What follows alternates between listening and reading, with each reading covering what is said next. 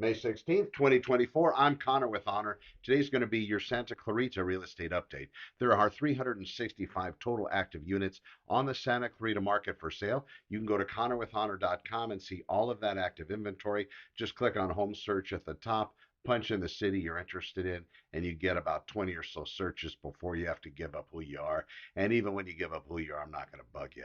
Also, the whole bunch of real estate guides posted there. Coming soon listings 12, 58 properties posted this past 7 days in Santa Clarita Valley as being for sale. These are new. 50 properties have had their prices changed. These are mostly reductions from listing price to listing price. You can monitor that at connorwithhonor.com.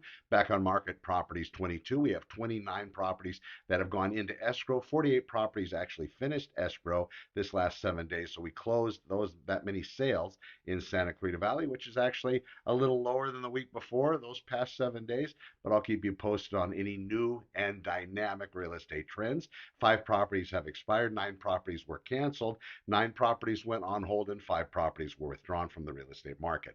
When you're ready, make sure you talk to your real estate advisor about other financial options and have them give you the questions you need to ask the lender, whether they're referring you to the lender, whether you have a lender of your own, you have somebody in your family. Make sure your agent gives you the questions to ask them, because it's the same thing as when you go to an agent to sell your house or go to an agent to hire as your buyer's representative. You need to have a list of questions to ask them about past performance, maybe reviews, something that's going to establish them more than just everybody else. What's going to differentiate that agent? Are they doing daily videos? Are they talking about the local market?